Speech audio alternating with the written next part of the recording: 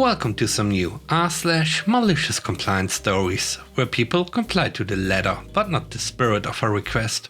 I hope you had a great day. The first story is called 3 minutes late.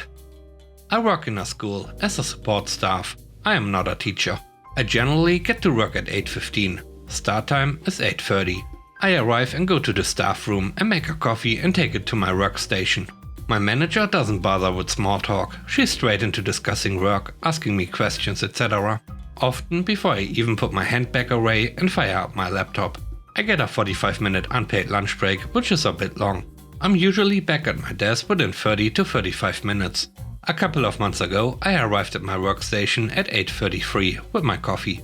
My manager made a big production of lifting her arm up and reading her watch, which she can't read without glasses on anyway, and she wasn't wearing them, so it was for theatrical purposes, and remarked about me making my coffee after my start time. I made the 3 minutes up at lunchtime by coming back sooner than my 45-minute break. I take my lunch during the students' lunch. Their lunch is from 1 to 1:40. The following day I arrive back from lunch at 1:45, and the manager is hopping from food to food because we were needing to start class. I said my lunch is 45 minutes. Maybe I should take lunch before 1 to ensure I'm here at 1:40. She looks at the timetable and says that doesn't work. We have classes that go until 1, so you can take lunch until 1.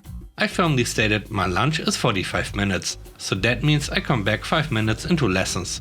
She then stated that doesn't work and that she'll get the school to pay me for those 10 minutes. I'm the union representative for my workplace. I said they can't. My 45-minute break is in the award. And in actual fact, if we don't get our breaks, those minutes are paid at overtime rates. I now take my entire 45-minute break. Even though I'm done with everything, I fill in the 15 minutes with checking Instagram. I also still generally arrive at 8:15, and I now have my pre-work coffee in the staff room and don't ever arrive at my desk until 8:28. The next story is called Need to Stay Late. I'm in human resources and I work for a manufacturing company. My hourly guys work from 7 AM to 7 PM and 7 PM to 7 AM. In June of 2020, I got a new manager. I knew she was going to be a problem because she didn't like doing what I, a generalist, and the coordinator did. Essentially, I did recruiting and onboarding, and the coordinator did payroll. A few months after she started, she began complaining about how I get there at 7 and leave at 4.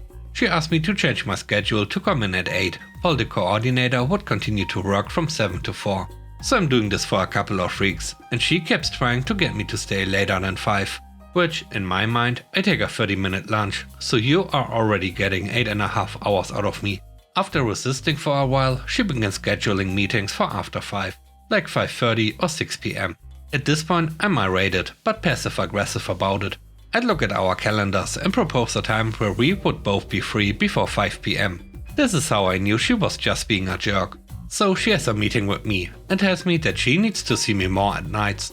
To which I reply, well, you come in around 9:30 AM and stay till 7. What do they need me for?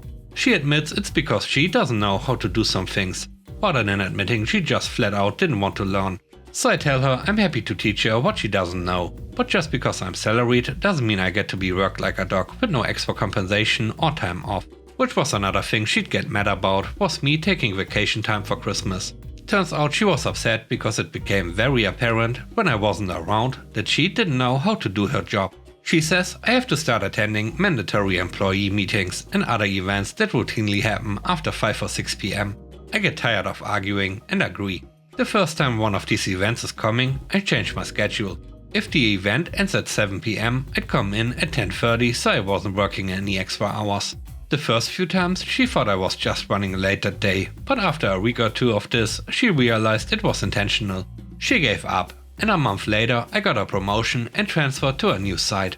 Within months of my leaving, she was put under a microscope as it became obvious to corporate that she didn't know how to do her job. I also got praised by the HR director, who explained to someone new that my old boss only survived this long because I was doing all the work. She got fired.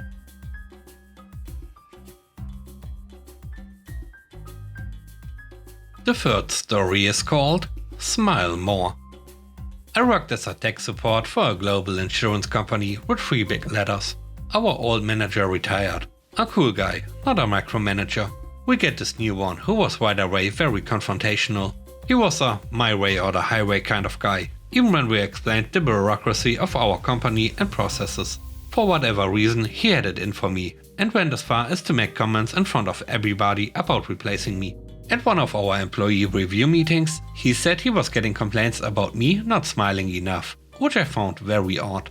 I consider myself a likable person, and I am always joking with other users and employees, which I found helps with the job. So he continues and even goes as far as to show me how to smile. I proceed to give out the most forced, creepy smile humanly possible every time I interact with a user. People ask me what was wrong, and I always answered, following an employee review, I was instructed to smile more, so I am smiling. I was doing this for like a couple of days. After an interaction providing support for human resources, with the smile and explanation, I went back to my desk. A couple of minutes later, I see the HR lady go to my boss's office. They were there for like half an hour. After she leaves, my boss calls me in and tells me I don't have to smile anymore. I respond sarcastically with, "Oh, do I really have to stop?" He looks at me and tells me that's all. He left like a year later. No one, not even the other managers, liked him. The last story is called Senior Discount. Like many Canadians, my friend worked in a famous coffee chain named after a hockey player. These restaurants can get very busy during the peak times of the day, so patients can run a tad thin in the workers. My friend lived in a small town with a high retiree population. This coffee house gave us seniors discount, and the seniors knew about it. It was common that they would request their discount along with their order to ensure they would get their discount. One day, a senior woman came in during the afternoon rush and my friend greeted her as he normally did. "How may I help you?" "I want a small coffee and my senior's discount." While he was pouring the coffee into the cup, he said, "Okay, what would you like in your coffee?" "I want my senior's discount." "Yes ma'am, I will give you your discount." "How do you take your coffee?" The old lady was getting more demanding. "I want my senior's discount." My friend was getting exasperated. "Ma'am, I understand. I will give you your discount, but I first need to make your coffee. What do you want in your coffee?" "My senior's discount." My friend had reached his end.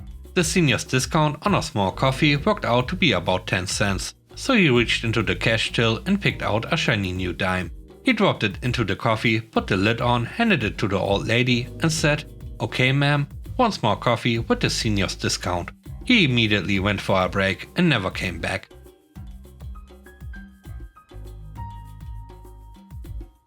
And with that, we end today's video.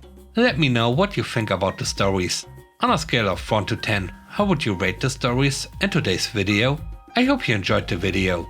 If you like what I do and want to support me, please subscribe and hit the like button. I hope you have a great day. Stay safe. Bye bye.